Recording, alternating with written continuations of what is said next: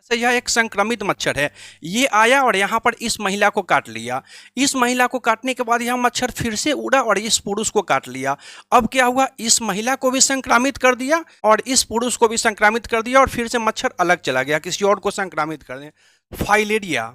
आज भारत में करोड़ों लोग इस बीमारी से ग्रस्त है और करोड़ों लोगों को इस बीमारी के होने का रिस्क है। जी हाँ दोस्तों, आज के इस वीडियो में हम बात करने वाले हैं फाइलेरिया के बारे में।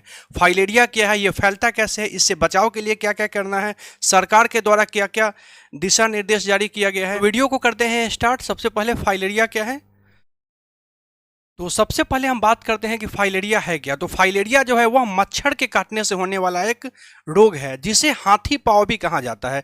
इसे हाथी पाँव क्यों कहा जाता है, क्योंकि इसमें जो व्यक्ति का पैर है वो पैर बिल्कुल हाथी के पैर के जैसा हो जाता है। इसके लिए इसको हम लोग क्या कहते हैं, हाथी पाँव के नाम से भी जानते हैं। यह बीमारी जानलेवा तो नहीं, लेकिन इसके संक्रमण से शरीर का अंग प्रभावित हो जाता है और विकलांगता की ओर ले जाता है।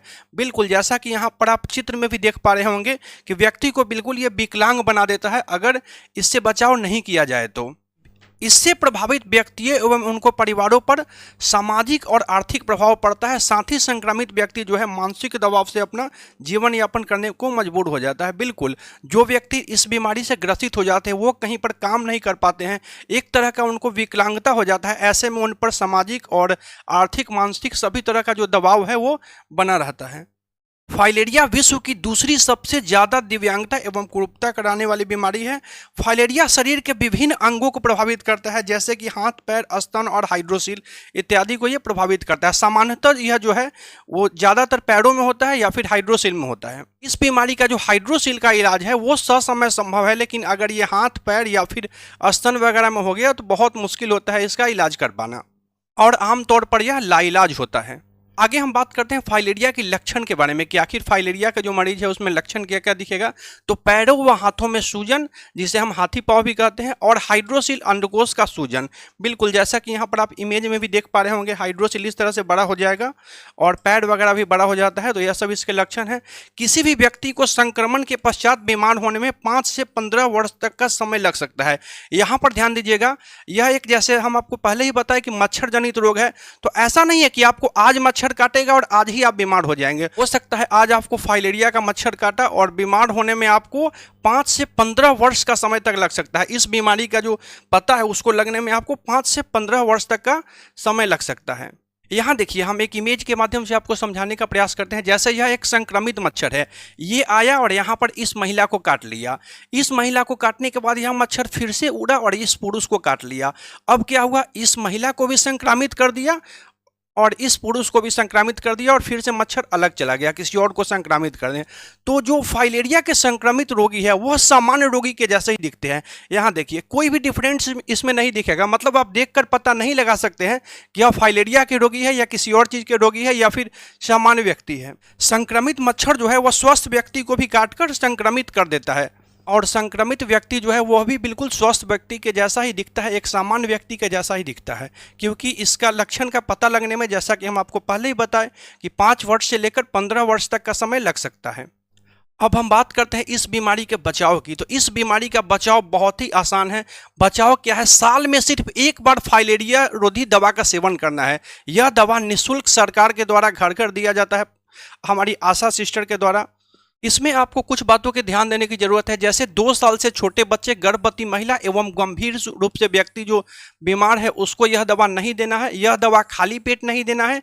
कृपया सभी दवाइयों का सेवन एक बार ही करें। कुछ लोगों पर दवा खाने से मामूली प्रतिकूल प्रभाव हो सकता है, जैसे सर दर्द, उल्टी, चक्कर, बुखार, दस्त इत्यादि। इससे घबराने की जरूरत नहीं है, बल्कि खुश होने की जरूरत है, क्योंकि आपके शरीर के अंदर के कीड़े फाइलेरिया रोधी दवा खाने से मर रहे हैं। बहुत सारे लोगों में चक्कर आना या फिर कुछ तरह का, जैसे हम आपको बताएं, परेशानी होता है, चक्कर आना, बुखार, दस्त इत्यादि। तो इसमें आपको परेशान नहीं होना है, आपको और भी खुश होना है कि जो फाइलेरिया का कीट था वह आपके शरीर के अंदर था और दवा को खाने से यह मर रहा है। तो आपको क्या करना है, साल में एक बार सरकार के द्वारा जो दवा उपलब्ध कराया जा रहा है उस दवा का आपको सेवन करना है। आगे हम बात करते हैं कौन कौन सा मेडिसिन है। उसके अलावा आपको क्या करना है, मच्छरदानी का प्रयोग करना है, क्योंकि अगर आप मच्छरदानी का प्रयोग करेंगे तो मच्छर आपको काटेंगे नहीं और आप ऐसे भी बीमार होने से बच सकते हैं। उसके अलावा क्या करना है, घर के आसपास कचरा को फैलने नहीं देना है, आपको अपने घर के आसपास सफाई रखना है। कुछ लोग क्या करते हैं, उनके घर के बाहर कचरा नहीं होता है लेकिन उनके पड़ोसी के घर के पास कचरा होता है या फिर पानी जमा होता है, तो वो क्या करेंगे, बस अपना साफ कर लेंगे, बगल वाले को छोड़ देंगे। तो उनको भी बोल के सफाई करवाना है, क्योंकि मच्छर वहां भी पनप सकते हैं और वो मच्छर यह नहीं देखेंगे कि हम बगल वाले के पानी के या बगल वाले के कचरा से आए हैं, वो आपको भी काट लेंगे। तो आपको इन चीज़ों पर ध्यान देना है। आपके घर के आसपास भी जो भी कचरा का ढेर वगैरह जमा है, गंदा पानी वगैरह है, उसको सफाई करवा लेना है, मतलब साफ रखना है घर के आसपास। आगे हम बात करते हैं फाइलेरिया रोधी दवा के फायदे। एमडीए के दौरान डीईसी व अल्बेंडाजोल के साथ आइवरमेक्टिन दिए जाने से माइक्रोफाइलेरिया जल्दी खत्म करने में मदद मिलती है। आइवरमेक्टिन खुजली व हुकवर्म और जू जैसी समस्याओं के खात्मे में मदद करता है। इसके प्रयोग से पेट के अन्य खतरनाक परजीवी भी मर जाते हैं। कुछ बातें हैं जो आपको ध्यान देने की जरूरत है, जैसे 2 साल से छोटे बच्चे, गर्भवती महिलाएं एवं गंभीर रूप से बीमार व्यक्ति को यह दवा नहीं देना है। यह दवा खाली पेट नहीं खानी है। आइवरमेक्टिन 5 साल की उम्र के बाद ही दिया जाना है। आइवरमेक्टिन ऊंचाई के आधार पर तथा डीईसी एवं अल्बेंडाजोल उम्र के आधार पर देना है। हर पात्र व्यक्ति को अपने सामने ही दवा खिलाना है। इस बात का ध्यान देना है, कई बार हम क्या देखते हैं कि हमारे जो आशा बहनें हैं या फिर स्वास्थ्य केंद्र के जो लोग हैं वह दवा आपको घर पर दे देते हैं खाने के लिए, और आप लोग क्या करते हैं, उसको रख देते हैं। तो दवा को रखना नहीं है, इस दवा को आपको क्या करना है, सामने में ही आपको खा लेना है। जो स्वास्थ्य केंद्र के लोग आते हैं, जो हमारी आशा बहनें जाती है आपके घर, उनके सामने ही आपको दवा को खाना है और सभी दवा को एक साथ खाना है। इसमें एक चीज का ध्यान देना है, अल्बेंडाजोल का जो गोली आपको मिलेगा उसको चबा के खाना है। ये जो अल्बेंडाजोल है इसको चबा के खाना है, इसको निगलना नहीं है। बाकी सारे टैबलेट को पानी के साथ खाना है, लेकिन ये जो अल्बेंडाजोल है इसको चबा के खाना है। आगे हम डोज की बात करते हैं। तो यह जो आइवरमेक्टिन है ये 89 सेंटीमीटर से जो कम के व्यक्ति है उसको नहीं देना है। 90 से 119 सेंटीमीटर वाले को 1 गोली देना है। 120 से 140 सेंटीमीटर वाले को 2 गोली देना है। 141 से 158 सेंटीमीटर वाले को 3 गोली देना है।